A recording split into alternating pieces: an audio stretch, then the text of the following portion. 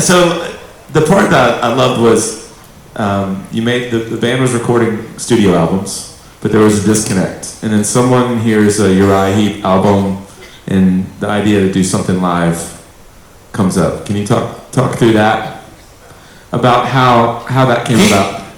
He's clearly not used to having a mic in front of his face, because he's doing all this and I have no idea what he's saying. I'm trying to read his lips and it's like, what the fuck is he saying? How can I fake it and answer the question when I don't know what he's asking me?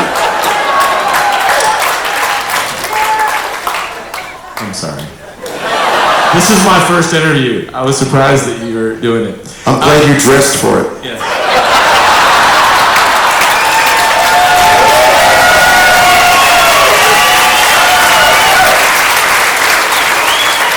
Oh man. And you all thought you wanted to be me until a minute ago.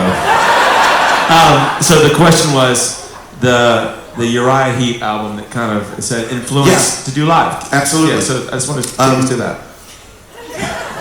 See how easy it is? This is great. We had 3 albums out, and none of them really sold very well. We were building this great reputation as a live band, and more people were coming to see us live than were buying our albums. Bill O'Coin, our manager at the time, who was just a genius. I mean, this never would have happened if it wasn't for Bill.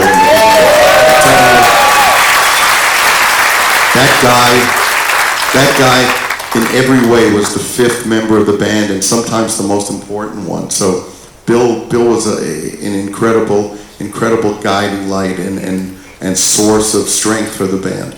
So he thought, let's do a live album. And really? A live one? He goes, yeah. And he showed us this album by a British band called Uriah Heep, who are a terrific band, by the way. And it was a live album, and this guy, Finn Costello, who was a photographer, had put it together. So we hired him, and we were going to do a live album. So I remember saying to Bill, do you think we'll sell 350,000 copies? And he said, well, let's not have too high expectations. And the album really was, in a sense, a sonic souvenir of what the band was live. Over the years, people would say, oh, you know, you re-recorded stuff and you fixed stuff. The answer is absolutely. We wanted to make the album that sounded exactly the way you remembered, or the people at the shows remembered the show. Up until then, live albums, you never had an idea they were live until a song ended and you heard clapping. We wanted to put somebody in the middle of the audience. So we wanted to make sure that the audience was around them, the applause was around them. We wanted to make sure that the explosions were as big as they should be. You can't really record live an explosion. It does something, it shuts down the microphone. So what you wind up sounds like a firecracker. So what did we do? We took cannons and added those. And when there were mistakes, we fixed them. Who wants to hear a mistake every time you put a song on? We wanted you to hear what you remember hearing. So to this day, I still think it's probably the greatest live album ever made.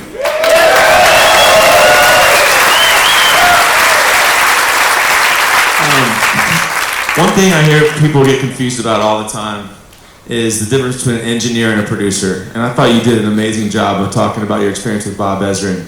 And you pointed out that that's when you realize there's engineers and producers and how he... Well, those two terms get intertwined so often. For those of you that don't know, a producer in a studio is basically like a director in a film. A producer in the studio is somebody who sits there, makes final decisions, guides things, tries to make a cohesive package. So over the years, what we found is many times engineers who've been engineers for a while decide suddenly they're producers, and it's just not the case. We've worked with some really fabulous producers like Bob Ezrin, who did The Wall, and he did some really phenomenal, all these great Alice Cooper albums. So Bob was a real producer. He's also a songwriter. To me, if you can't tell me what's wrong with a song and how to fix it, you're not a producer. So we also worked with people who called themselves producers and were not much more than knob twiddlers, which are very important, but it's a far cry from a producer. So, you know, that's probably boring for most of these people. It comes up a lot. People can ask you industry questions, so I thought that was the best I'd seen it. But okay, another story I like. Eric Carr, you guys are overseas, I believe, and Eric Carr is getting hit on. And Ace. Oh, this is great. Eric's just joined the band. Eric Carr was somebody who really gave 110% to the band. He really was very devoted to the band. And honestly, more devoted to the fans than to the band. He appreciated everybody who put him in the position he was in. So Eric was on his first tour, and we were having a lot of fun with him because he was so green. You know, we needed somebody to pick on, lovingly. And you know, we would be in Europe, and he would ask us how you say, "Can I have some butter?" You know, in French, and we would make up words, and he would ask the waitress, you know, and she'd look at him. Another time, and he had this thing, he would kind of go, schmuck, you know, after he would do stuff. And we were in one place, and they were giving us these hot plates of food, and they said, hot plate, and just instinctively he goes, and you just hear, and his eyes just close, and schmuck, you know. And this went on all the time. I mean, God love him. This guy would, when we were in Europe with, Bon Jovi was actually our opening act on that tour. And Eric came down to the bar, and I said, "Where have you been?" He says, "Oh, I was upstairs with this journalist." And I said, "Oh, cool." And he goes, "Yeah, she asked me to take off my clothes, and she would take pictures of me in the tub, but she wouldn't show anybody." And I went, "What?" He goes, "Oh, schmuck." You know, so there literally, it turned up in Sounds or New Music Express, one of those papers, Eric in a bubble bath, naked. You know, I mean, it's just, so, anyway, so back to the story that we were just talking about, what Andy was talking about. So we're in a disco in Paris, and Eric goes, "There's a guy over there who's hitting on me." I mean, so what? So he goes, you know, and he just keeps looking at me. So Ace, being brilliant, says, "Let's make out, so he'll think you're with me." And that's a true story. What are you guys doing? Great solution. Let's make out. Dude. They're all over the book. They're all over it. Okay. Did you really tell your mom if she wanted to see a picture of your new girlfriend to go buy a Penthouse magazine? Yes. Okay. The same woman you bought a washer and dryer for. You know, there was a price of admission to this club for my mom, you know. And honestly, you know, my parents were exposed, no pun intended, to a whole different life. And I enjoyed, in some ways I enjoyed kind of pushing it in their faces, you know, that I wasn't like them and that my life was very different. I remember one time I was talking to my mom and I was describing, I was trying to remind her of somebody I was seeing. I said, you know, she's blonde and tall and has big boobs. She goes, "All your girlfriends are blonde and tall and have big boobs." You know, so. But yes, she said, "Are you seeing anybody special?" I said, "Pick up this month's Penthouse." I love it. Okay, so the Evan's born. I know we're moving forward. Evan's born, and you talk about what the role cooking became, that you guys would cook together as a family, and it became this thing. You had some recipes that you kind of your go-tos, and it was a thing. I was frightened. All of a sudden, I'm a single dad, and I've got to cook 3 meals a day, and I've got to get my son to school, and I have to do homework, and I had to make puppets, all kinds of stuff that I never did before in my life. So it was really boot camp for me, and it was really important for him to eat well. So I started cooking, and he turned out pretty well. He's taller than I am. He's taller, better looking, smarter, so he and I are, I don't know where he is, maybe he's back there. He's a good one. He's my idol. He's a good boy. So, how did you get a 6-year-old to eat Brussels sprouts? That's what I want to know. A gun? A clown suit? I don't know.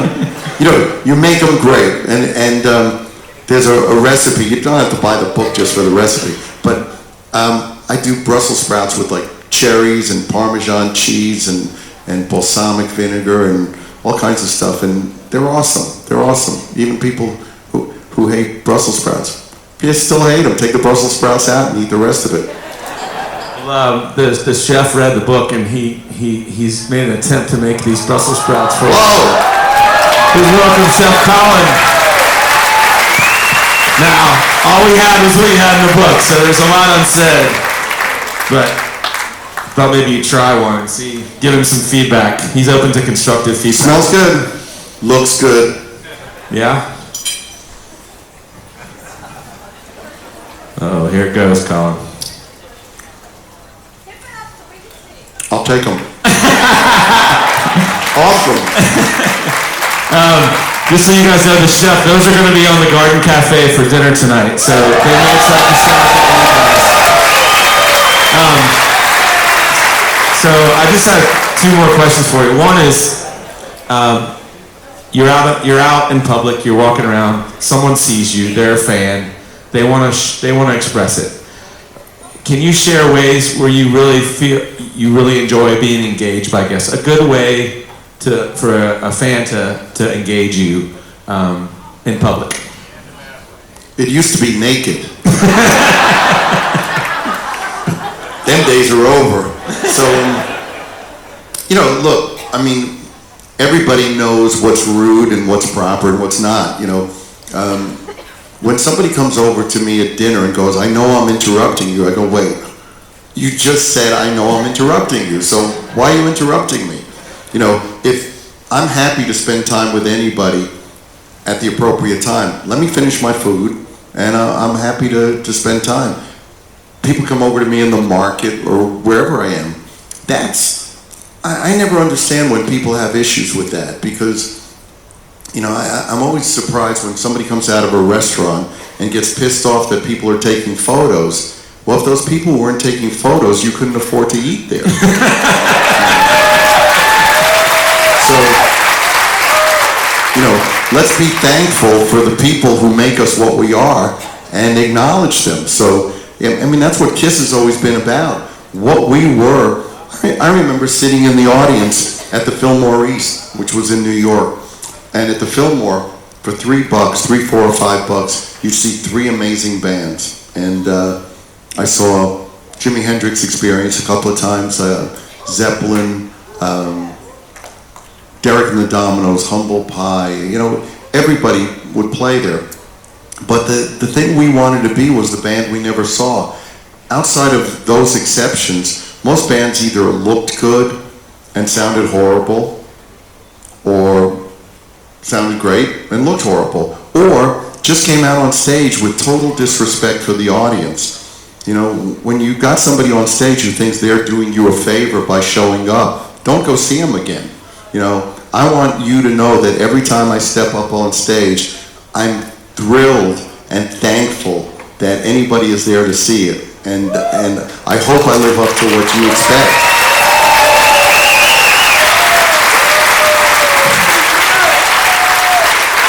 All right, I just had one more question. This is probably my favorite part of the book, when Evan was born. And you had a quote in here that I think it sounds like it hit home for you, but definitely for any dad. I have a couple kids. So it said, up until that day, life never made much sense to me. You showed up on Earth, you spent a little time here, and you died. But as soon as I held Evan and made eye contact, I suddenly got it. We don't really die. We're here on Earth to leave the world better for our children, and through our children we live on. Are you kidding me? You know,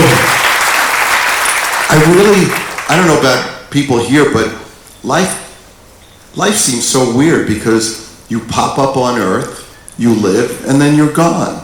And it didn't make any sense to me until Evan was born. And then, you know, my subsequent children, you know, having Colin and Sarah and Emily, really what we're here to do is to be great parents. And what we're here to do is to leave better children than we were.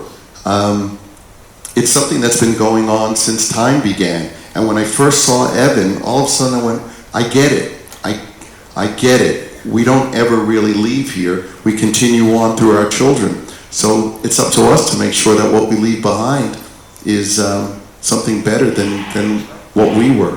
So, simple. Yeah, it's amazing. Well, Paul, I think I'll grab everyone. Congrats on the book. Thank you. Congrats on your life. And thanks for sharing with it. Thank you. Mr. Stanley.